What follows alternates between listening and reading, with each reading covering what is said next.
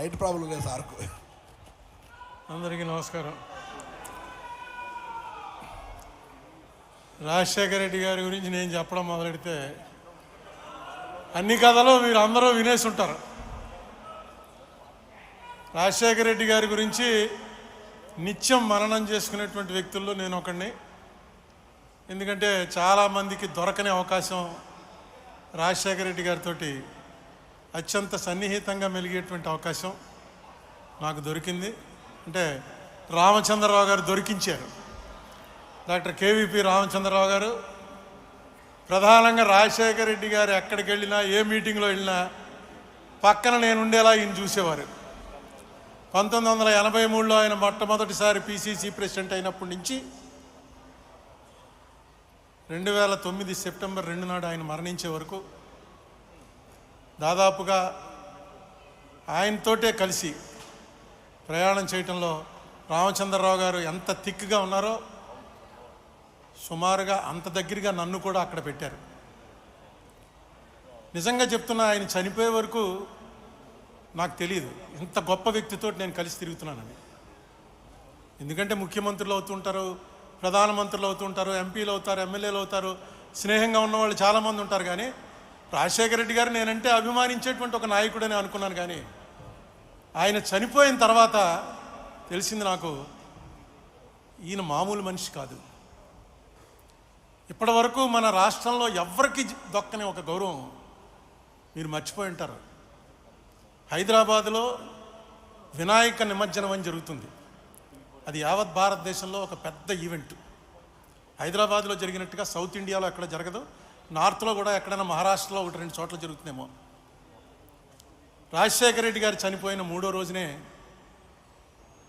ఆ వినాయక నిమజ్జనం సరిగ్గా సెక్రటేరియట్ ఎదురుకుండా హుస్సేన్ సాగర్లో జరుగుతుంది. ఆ రోజు మొత్తం అన్ని ఆఫీసులు మూసేస్తారు, స్కూల్స్ మూసేస్తారు. పోలీసులకైతే ఆవేళ ఉన్నంత పని సంవత్సరంలో ఎప్పుడూ ఉండదు. చాలా అసలు ఊరంతా డ్రామా, డప్పులు, డ్యాన్సులు భయంకరంగా ఉంటుంది. ఏంటి అసలు ప్రతివాడు వాళ్ళ ఇంట్లోంచి వినాయకుడిని తీసుకొచ్చి కలపవలసిందే అనేటువంటి ఒక యుద్ధం జరుగుతున్నట్టుగా ఉంటుంది. అది నేను చాలాసార్లు చూశాను హైదరాబాద్లో. అదొక ఎంజాయ్మెంటు, ఇంత బ్రహ్మాండమైనటువంటి మూమెంట్ అని. ఆ రోజు బాజా భజంత్రీలు లేవు, బాణసంచాలు లేవు. పిన్ డ్రాప్ సైలెన్స్లో నిమజ్జనానికి తీసుకొచ్చినటువంటి ప్రతి బండి మీద వినాయక విగ్రహం 40 అడుగులు 50 అడుగులు ఉన్న ఖైరతాబాద్ విగ్రహం నుంచి ఎవరో అప్పలకొండ అన్నవాడు తన ఇంట్లో పెట్టుకున్న చిన్న విగ్రహం వరకు అన్ని విగ్రహాలతోటి రాజశేఖర రెడ్డి గారు చనిపోయిన ఫోటో, ఆ ఫోటో పెట్టుకుని వచ్చారు. బహుశా ఈ గౌరవం ఎవరికి దక్కదు. ఎందుకంటే అది ఎవరో పెట్టించి ఫోటోలు పంచిపెట్టింది కాదు.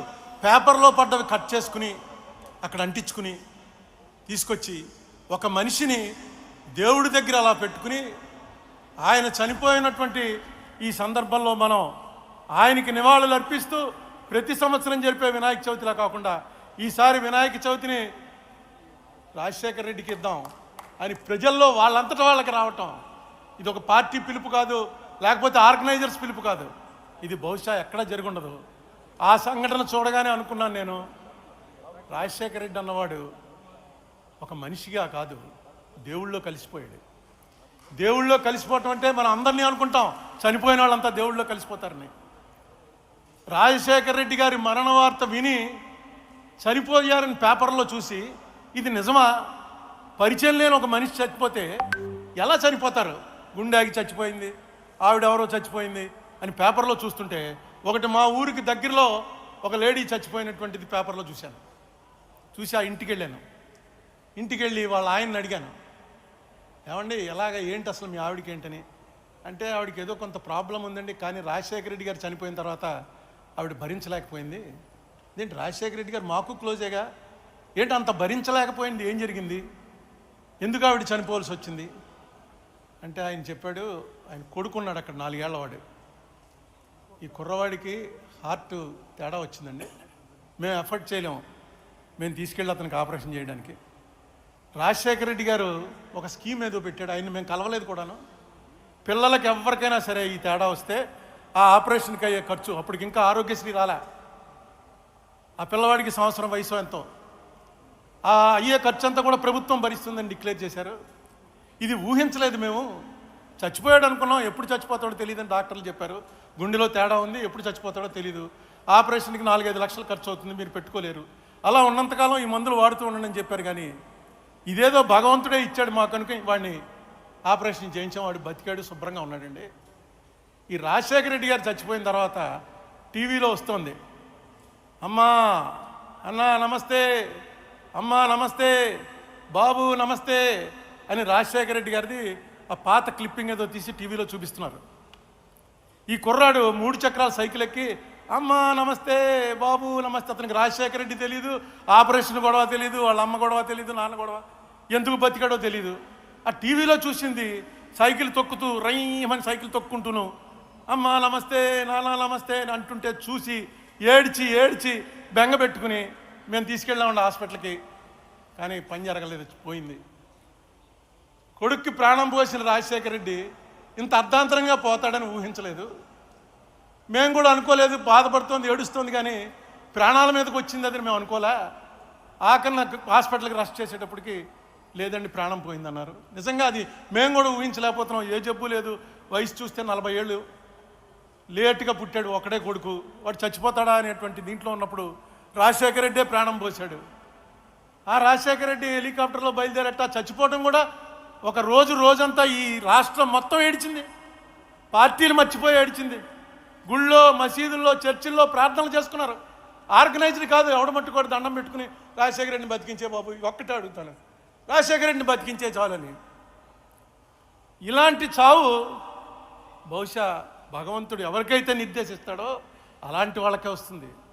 ఒక మనిషి వెళ్ళిపోతూ ఎంత ఇంపాక్ట్ పెట్టి వెళ్ళాడంటే మన మీద, ఎలాంటి ముద్ర కొట్టి వెళ్ళాడంటే మన మీద, బతికితే ఎలా బతకాలరా అనేటువంటి ఒక మెసేజ్ ఇచ్చాడు. అతను ఇందాక పల్లవరాజు గారు చెప్పినట్టు జీవితం అంతా అసమ్మతే, ఎవరుంటే వాళ్ళతో ఫైటింగే, ఎవరుంటే వాళ్ళతోటి కమాన్ ఛాలెంజ్ అని. అటువంటి మనిషి 2004లో ఆయన సీఎం అయ్యాక ఒక్క అసమ్మతి లేదు, ఎవ్వరూ ఆయన మీద నోరెత్తలేదు. కాంగ్రెస్ పార్టీలో అలా ముఖ్యమంత్రి ఉండటమే చాలా గ్రేట్. ఎలా ఉండగలిగాడరా అంటే ఒకే ఒకటి, ఎవరు వచ్చినా ఒక నవ్వు, ఆ నవ్వు ఎవరికి రాదు, అదిగో ఆ నవ్వు ఎవరికి రాదు. ఆ నవ్వు నవ్వడం, భుజం మీద కొట్టడం.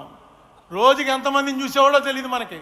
పొద్దున్నే వచ్చిన జనాల్ని టెంట్లో, మిగతా మాలాంటి వాళ్ళందరినీ తలుపు దగ్గర ఇలా నిలబడేవాడు, తలుపు ఇలా తీయటం, బయట 50-60 మంది ఆయన్ని నమస్తే అండి, ఏయ్ నువ్వురా అన్నాం లోపలికి. కూర్చోడాలు ఏమీ లేవు. లోపల రాగానే ఏంటి అది కాదండి అంటే, అది కాదు, కాగితం తెచ్చావా, కాగితం తెస్తే కాగితమే అన్న, కాగితం తీసుకోవడం. ఆ కాగితం తీసుకున్నాడు ఆయన అంటే అయిపోయినట్టే, 90% పని అయిపోయినట్టు. ఒకవేళ అది అవ్వకూడని పని అయితే మొన్నటి పొద్దుటికి మనకు మెసేజ్ వచ్చేస్తుంది. ఇలాంటి నెట్వర్క్ ఆయన ఎప్పుడు ఏర్పాటు చేసుకున్నాడో, ఎవరితో డిస్కస్ చేశాడో ఎవరికి తెలియదు. ఈ రామచంద్రరావు గారి ఆఫీస్ ఎక్కడో ఉండేది, రాజశేఖర రెడ్డి గారి ఆఫీస్ ఎక్కడో ఉండేది. ఎప్పటికప్పుడు ఇక్కడ ఏం జరుగుతుందో అక్కడికి తెలుసు, అక్కడ ఏం జరుగుతుందో ఇక్కడికి తెలుసు.